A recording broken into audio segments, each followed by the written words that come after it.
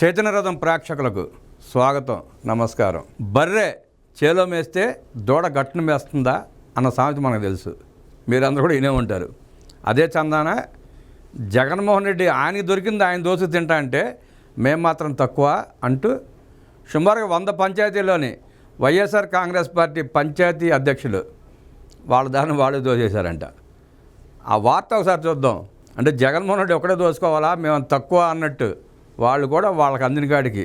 అంటే వైఎస్ఆర్ కాంగ్రెస్ పార్టీలో ముఖ్యమంత్రి నుంచి పంచాయతీ వార్డు మెంబర్ దాకా అతను వైఎస్ఆర్ కాంగ్రెస్ పార్టీ నాయకుడే ఉంటే చాలన్నమాట. ఎక్కడ ఎట్లా దొరికితే అట్లా దోచేసుకోవటమే. ప్రజలు ఏమనుకుంటే మనకెందుకు, నవ్విది పోతురు కాక మాకేటి సిగ్గు అన్నట్టు ఎంతమంది ఎన్ని తిట్టుకుంటే మాకెందుకు, ఎంత ఊస్తే మాకెందుకు, వాళ్ళు దోసుకుందామా లేదా, రేపటి సంగతి రేపు చూసుకుందాం అన్నట్టు దోచేశారు.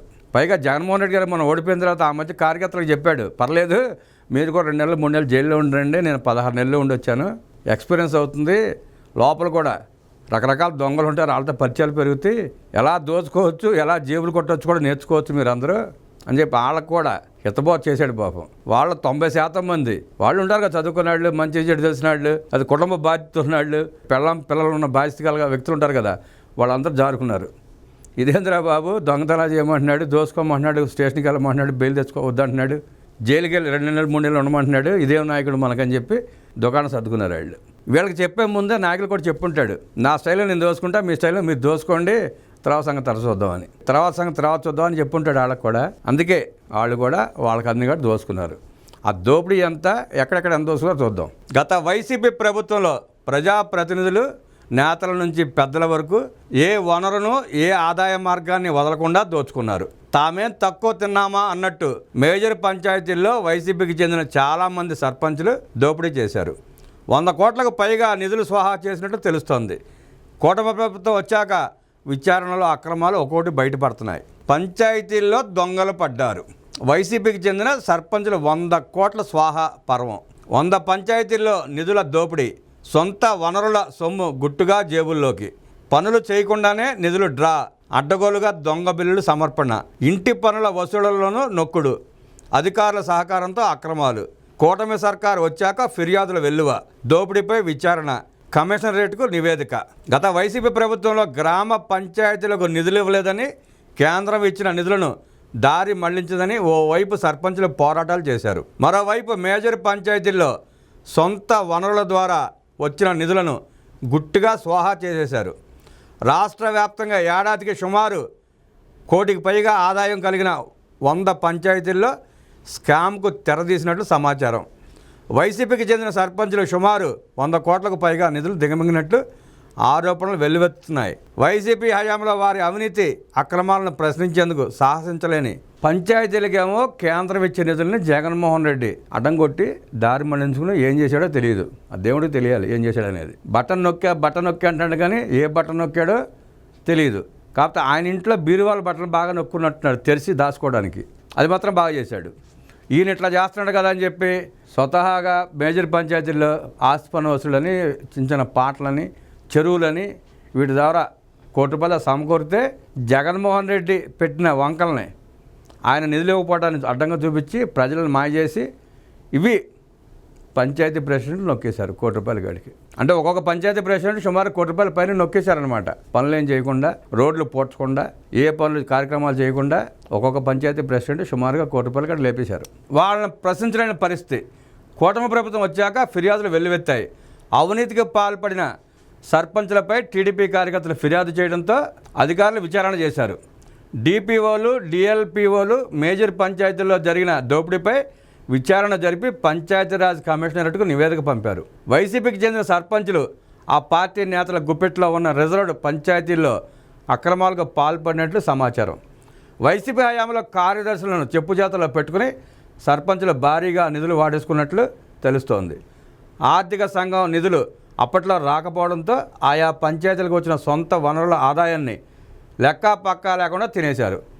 పారిశుద్ధ్యం పనులను అడ్డం పెట్టుకుని భారీగా నిధులు దండుకున్నారు. అది సెక్రటరీలను అడ్డం పెట్టుకుని, పారిశుద్ధ్యం పనులంటూ అడ్డం పెట్టుకుని వచ్చిన మొత్తం తినేశారు. ఆ పంచాయతీ అధ్యక్షుల మీద కేసులు పెట్టి ఆ సొమ్ము రికవరీ చేయడంతో పాటు వాళ్ళకు సహకరించిన సెక్రటరీలందరినీ కూడా టెర్మినేట్ చేయాలని చెప్పి ప్రజలు కోరుకుంటున్నారు. ఆ పంచాయతీలో ప్రజలు గట్టిగా కోరుకుంటున్నారు. ఆ సెక్రటరీలను కూడా డిస్మిస్ చేసి ఆ ఉద్యోగాలను కొత్త యువతకి ఇస్తే స్వార్థం లేకుండా నిస్వార్థంగా పనిచేస్తారు వాళ్ళు. వీళ్ళు తింటాగా మరిగిపోయారు, వీళ్ళ వల్ల మా పంచాయతీలో ఉపయోగం లేదు, చాలా దారుణంగా వ్యవహరిస్తున్నారు వీళ్ళు. నాటి వైఎస్ఆర్ కాంగ్రెస్ పార్టీ నాయకులు సహకరించిన ప్రతి ఒక్క సెక్రటరీని సస్పెండ్ చేయండి మహాప్రభు అని చెప్పి మొత్తుకుంటున్నారు వీళ్ళు. ప్రజలు వాళ్ళందరినీ టెర్మినేట్ చేస్తే కొత్త ఉద్యోగాలు వస్తాయి. కొత్త యువత చదువుకుని మంచిగా చదువుకుని వచ్చి సేవ చేసే యువతకి ఆ ఉద్యోగాలు ఇస్తే ఆ పల్లెలు బాగుంటాయి. నిర్మాణ పనుల్లో ఏఈలను అడ్డం పెట్టుకుని ఎంబుక్కులో రికార్డు చేయకుండానే సర్పంచుల నిధులు సోహా చేశారని చెప్తున్నారు. మీటింగులు పెట్టకుండానే అజెండాలో లేని పనులు చేసినట్లు రికార్డులు సృష్టించి దోచుకున్నారు. పంచాయతీల్లో ఏ పనులు చేపట్టాలన్నా వర్క్ కమిటీలు వేయాలి. గత 5 ఏళ్ళు రాష్ట్రంలో ఆ సాంప్రదాయాన్ని తుంగలో తొక్కారు. రాష్ట్రంలోనే ఆ సాంప్రదాయం లేదు, ఇంకెక్కడే పంచాయతీల దాకా ఎందుకు ఉంటుంది? ఫస్ట్ అనుకున్నాం కదా, బర్రె చేలో మేస్తే దోళ్ళలో గట్టును మేస్తాయా అన్న చందానే చేశారు. రాష్ట్ర స్థాయిలో వాళ్ళ అగ్రనాయకత్వం దోచేసుకుని పనిచేసుకుంటే గ్రామ స్థాయిలో వీళ్ళు దోచుకున్నారు దాన్ని ఆసరాగా తీసుకుని. గత 5 ఏళ్ళు రాష్ట్రంలో ఆ సాంప్రదాయాన్ని తుంగలో దొక్కారు. థర్డ్ పార్టీకి బిల్లులు చెల్లించిన కొందరు పంచాయతీ కార్యదర్శులు సస్పెండ్ అయ్యి కార్యాలయాల చుట్టూ నేతల చుట్టూ తిరుగుతున్నారు. ఆ కార్యదర్శులను అడ్డం పెట్టుకుని ఆ నాయకులు దోచుకున్నారు. వాళ్ళు బాగానే ఉన్నారు, రేపైతే కేసు అవుతుంది, లేదా బాగుంటే జైల్లో 10 రోజులు 4 రోజులు ఉండి వస్తారు బయటికి. ఆ కార్యదర్శులు సస్పెండ్ అయ్యి ఆ నాయకుల చుట్టూ తిరుగుతున్నారు. ఆ బుద్ధి జ్ఞానం ముందు ఉండాలి కదా కార్యదర్శులకి. పంచాయతీ ప్రెసిడెంట్ 5 ఏళ్ళ నుండి పోయేవాడు, పక్క పోతాడు, గెలుస్తాడో గెలవడో తెలియదు. కార్యదర్శి అనేవాడు ప్రభుత్వ ఎంప్లాయీ, శాశ్వతంగా ఉంటాడు కదా పంచాయతీల కార్యదర్శిగా. వాళ్ళ బుద్ధి ఏమైంది? దిగజారిపోయి ఆ పంచాయతీ ప్రెసిడెంట్ సహకరించడం ఎందుకు, ఆ దోపిడీకి వాళ్ళు తోడ్పాటు అందించడం ఎందుకు, వాళ్ళు దోసుకుని పారిపోవడం ఎందుకు, వీళ్ళు సస్పెండ్ అవ్వటం ఏంటి? సస్పెండ్ చేయడం కాదు, టెర్మినేట్ చేయాలని చెప్పి ప్రజలు గట్టి కోరుతున్నారు. పంచాయతీలో ఏ వస్తువైనా కొనుగోలు చేయాలంటే వ్యయం 50,000 దాటితే టెండర్లు పిలవాలి. కానీ ఎక్కడా టెండర్లు జరిగిన దాఖలాలు లేవు. వార్షిక ఆడిట్లో పంచాయతీ ఆడిట్ అధికారులు వాటినేమీ పట్టించుకునే పరిస్థితి లేదు. పర్సంటేజ్లు ఇస్తే చాలు ఏదైనా ఓకే చేసే పరిస్థితి. దీంతో రాష్ట్ర ప్రభుత్వానికి అందాల్సిన జిఎస్టీ కూడా రావడం లేదు. కొన్ని వస్తువులు కొనేటప్పుడు ఎంబుక్ రికార్డ్ చేసి మరి ఏఈలు కౌంటర్ సైన్ చేయాలి, అవేమీ అమలు కావడం లేదు. షాపులకు నేరుగా బిల్లులు చెల్లించాల్సి ఉండగా థర్డ్ పార్టీలకు బిల్లులు చెల్లిస్తున్నారు. కొన్ని మేజర్ పంచాయతీలు వైట్ పేపర్ సిఎఫ్ఎంఎస్లో అప్లోడ్ చేసి మరీ బిల్లులు డ్రా చేస్తున్నాయి. కేంద్ర ప్రభుత్వ ఆదేశాలతో ట్రెజరీల నుంచి తప్పించి సిఎఫ్ఎంఎస్ ద్వారా బిల్లులు అప్లోడ్ చేస్తున్నారు. కొన్ని మేజర్ పంచాయతీల కార్యదర్శులు ఏవో బిల్లులు పెట్టి డ్రా చేస్తున్నారు. సిఎఫ్ఎంఎస్లో అప్లోడ్ చేసే వాటిని తనిఖీ చేసే పరిస్థితి లేకపోవడంతో ఇష్టారీతిగా డబ్బులు డ్రా చేస్తున్నారు. కొన్ని గ్రామ పంచాయతీల్లో దొంగ రసీదు ఇచ్చి మరీ ఇంటి పన్ను వసూలు చేసుకున్నారు. రికార్డులో మాత్రం బకాయిలు ఉన్నట్లు చూపిస్తోంది. డబ్బులు ఇచ్చిన వాళ్లకు ఒక రకంగా, ఇవ్వని వాళ్ళకు మరో రకంగా ఇంటి పనులు నిర్ణయిస్తున్నారు. చిన్న తరహా పరిశ్రమలు నడుపుకునే వాళ్ళ నుంచి ముక్కు పిండి వసూలు చేసుకుంటున్నారు. ఆ పన్నులు పంచాయతీలకు చేరడం లేదు. మ్యూటేషన్ల పేరిట కూడా భారీగా దోచుకుంటున్నారు. వైసీపీ హయాంలో 612 కోట్లు మాత్రమే ఇంటి పన్ను వసూలైంది. కూటమి సర్కారు వచ్చిన తర్వాత 800 కోట్లకు పైగా పన్నులు వసూలు చేశారు.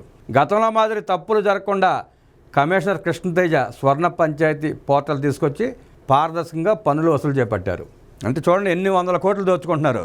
పంచాయతీకి వచ్చిన ఆదాయాన్నేమో పంచాయతీ ప్రెసిడెంట్లు దోచుకున్నారు. వాళ్ళ దోపిడీని ఆసరాగా తీసుకుని పంచాయతీ కార్యదర్శులు వాళ్ళకు దొరికిన కాడికి వాళ్ళు దోచుకున్నారు. సుమారుగా 300-400 కోట్లు ఇక్కడ కనపడుతుంది స్కాము. కార్యదర్శులే బాధ్యులు. నిధుల దోపిడీ వ్యవహారంలో అంతిమంగా పంచాయతీ కార్యదర్శులే బలవుతుండడంతో వారిపై చర్యలు తీసుకునేందుకు అధికారులు తటపటాయిస్తున్నారు. తటపటాయించడం ఏంటంటే, కార్యదర్శులు బహిరంగంగా దోచుకుంటే వాళ్ళ పాత్ర లేకుండా ఎవడు పైసా తీసుకోలేడు, పైసా డ్రా చేయలేరు. అటు తోపైనా పంచాయతీ ప్రెసిడెంట్ అయినా ముఖ్యమంత్రి అయినా ఆ పంచాయతీలో ఆ కార్యదర్శి సంతకం లేకపోతే ఆ డబ్బులు రావు, బిల్లు పాస్ అవ్వదు. అట్లాంటి టర్మినేట్ చేయకుండా అధికారులు కూడా తటపటాయించడం ఏంటి? ఎందుకు తటపటాయించడం? అంటే అండగా ఉన్నామని చెప్తున్నారా? దోసుకోండి మీకు అండగా మేము ఉంటామని చెప్తున్నారంటే వీళ్ళు, లేదంటే వీళ్ళ దోపిడీలో కూడా కొంతమంది అధికారులకు ఏమైనా వాటాలు ఉన్నాయా అన్నదే ప్రజల ప్రశ్న, ప్రజల్లో జరుగుతున్న చర్చ. 100 మేజర్ పంచాయతీల్లో నిధులు దోచుకున్న సర్పంచులు మరోవైపు గ్రామాభివృద్ధికి సైంధవులుగా మారిపోయారు. పంచాయతీలకు కేంద్రం ఇచ్చిన ఆర్థిక సంఘం నిధులను ఖర్చు చేయకుండా అడ్డుకుంటున్నారు. తమపై ఫిర్యాదులు చేశారని, పనులు చేసినా మళ్ళీ ఫిర్యాదులు వస్తాయంటూ పనులు ఆపేసి కూర్చున్నారు. వైసీపీ జడ్పీ చైర్మన్లు, మండలాధ్యక్షులు, జడ్పీటీసీలు కూడా గ్రామాల అభివృద్ధికి సహకరించడం లేదు. పనులు చేయకుండానే దోచు తినేసాము, అట్లాగే మాకు ఇప్పుడు కూడా అవకాశం రావట్లేదు కాబట్టి మీకు ఎందుకు మేము పనులు చేయాలని చెప్పి భీష్మించి కూర్చున్నారంట ఆ పంచాయతీ అధ్యక్షులు, మండల అధ్యక్షులు, జడ్పీటీసీలు, వీళ్ళందరూ. మరి వాళ్ళందరినీ సస్పెండ్ చేయాలి కదా, తీసేయాలి కదండి వాళ్ళందరినీ. పనులు చేయని పంచాయతీ ప్రెసిడెంట్ మనకెందుకు, పనులు చేయని మండలాధ్యక్షులు ఎందుకు? ఆ స్థానికంగా ప్రజలు నిలదీయాలి కదా, చొక్కా పట్టుకుని బయటకు లాక్కు రావాలి కదా ఒక్కొక్కడిని. అంటే మీరు మింగేటాకేమో దొంగ బిల్లులు పెట్టుకుని డ్రా చేసుకుంటారు, పనులు చేయండిరా అంటే చేయమంటారా? అంటే మీకు లాభం రాదు కాబట్టి పనులు చేయమంటారా? స్థానిక సంస్థలన్నీ వైసీపీ చేతిలో ఉండటం, కూటమి సర్కారు అధికారంలో ఉండటంతో గ్రామాభివృద్ధికి ఆటంకాలు కలుగుతున్నాయి. ఉపాధి హామీ పనులకు సంబంధించి ఉప ముఖ్యమంత్రి పవన్ కళ్యాణ్ చొరవ తీసుకుని ఒకే రోజు గ్రామ సభలు నిర్వహించి ఒకేసారి తీర్మానాలు చేయడంతో సిమెంట్ రోడ్లు పూర్తయ్యాయి. అంటే పంచాయతీ అధ్యక్షుకున్న అధికారాల ప్రకారం, ఆ కార్యదర్శికున్న అధికారాల ప్రకారం వాళ్ళైతే పనులు చేయట్లా. మంత్రిగా ఆయనకున్న విస్తృత అధికారాలను అడ్డం పెట్టుకుని ఆయన పంచాయతీలో సిమెంట్ రోడ్లు మాత్రం వేశారు. వాటికి బిల్లులు బాగానే వస్తాయి. రాష్ట్ర ప్రభుత్వం చేసే పనులు కాకుండా ఆ పంచాయతీ చేయాల్సిన పనులు మాత్రం ఆ పంచాయతీ అధ్యక్షుడు కానీ, ఆ కార్యదర్శి కానీ చేయట్లా.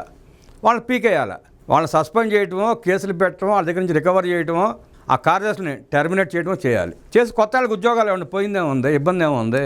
కొన్ని లక్షల మంది యువత ఇంజనీరింగ్ చదివిన వాళ్ళు, పిహెచ్డీ చేసిన వాళ్ళు, ఎంబీఏలు చేసిన వాళ్ళు, ఎంసీఏ చేసిన వాళ్ళు బోల్డ్ మంది ఉన్నారు గ్రామాల్లో. వాళ్ళ మంచి వాళ్ళని తీసుకోండి, తీసుకుని వాళ్ళకి బాధ్యతలు అప్పచెప్పండి. యువత చక్కగా పనిచేస్తుంది. వీళ్ళంటే పాతాళ్ళు మదపటి ఏనుగులాగా బలిసిపోయి కూర్చున్నారు. వాళ్ళు ఆడిందల్లా పంచాయతీలు ఆడాలంటే సాగదు, జరగదు. ఆ గ్రామ ప్రజలే ఏ గ్రామంలో అయితే ఇలా తిష్ట కూర్చున్నారో, ఏ గ్రామంలో అయితే పంచాయతీ ప్రెసిడెంటో, జడ్పీటీసీనో, మండలాధ్యక్షుడో, కార్యదర్శి పని చేయట్లేదంటే ప్రజలే వెళ్ళి లాక్కొచ్చి నిలబెట్టి వాళ్ళ మీద కేసులు పెట్టాలా. అది ప్రజల బాధ్యత.